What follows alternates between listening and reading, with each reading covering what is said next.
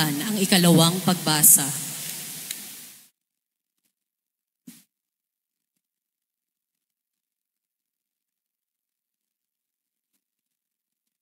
Pagbasa mula sa aklat ng Henesis.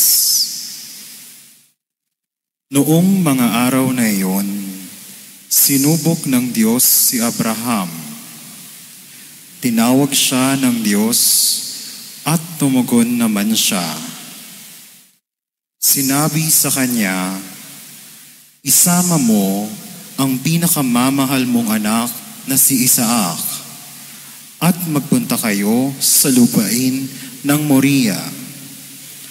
Umakyat kayo sa bundok na ituturo ko sa iyo at ihandog mo siya sa akin."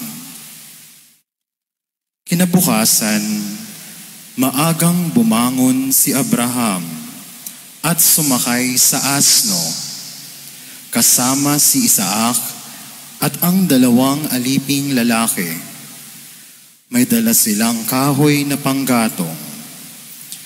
Matapos ang 3 araw na paglalakbay, natanaw nila sa dakong kanilang patutunguhan.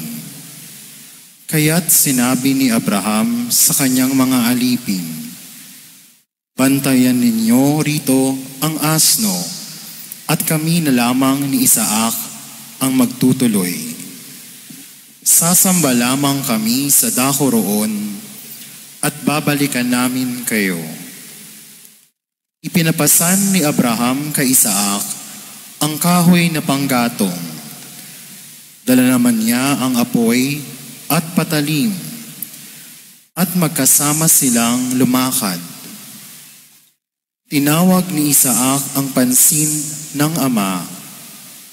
"Ama, ano iyon, anak?"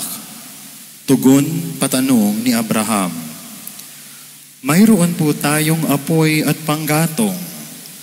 Ngunit nasaan ang korderong ihahandog?" Tanong ni Isaac. Sumagot si Abraham, "Anak, ang Diyos ang magbibigay niyon sa atin."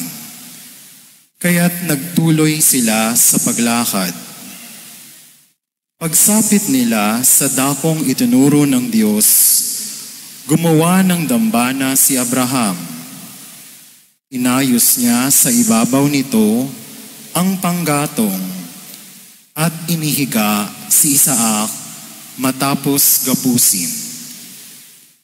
Nang sasaksakin niya ang bata, tinawag siya ng anghel ng Panginoon at mula sa langit ay sinabi, "Abraham, Abraham, huwag mong patayin ang bata. Huwag mo siyang saktan. Naipakita mo nang handa kang sumunod sa Diyos sapagkat hindi mo ipinagkait sa Kanya ang kaisa-isa at pinakamamahal mong anak." Paglingon niya'y may nakita siyang isang lalaking tupa na ang mga sungay ay napasabit sa mga sanga ng kahoy. Ito ang kinuha ni Abraham at inihandog kapalit ng kanyang anak. Ang lugar na iyo'y tinawag ni Abraham na ang Panginoon ang nagkakaloob.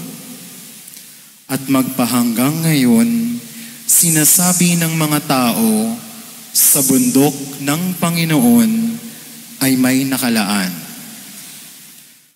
Mula sa langit, nagsalitang muli kay Abraham ang anghel ng Panginoon. Wika nito, "Akong Panginoon ang nangangako sa iyo, yamang hindi mo ipinagkait sa akin ang kaisa-isa mong anak, pagpapalain kita. Ang lahi mo'y magiging sindami ng bituin sa langit at ng buhangin sa dagat.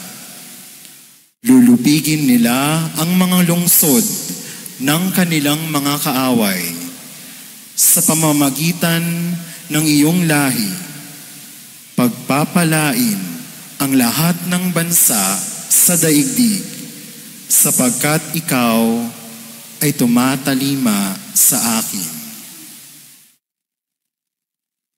Ang salita ng Diyos. Salamat sa Diyos.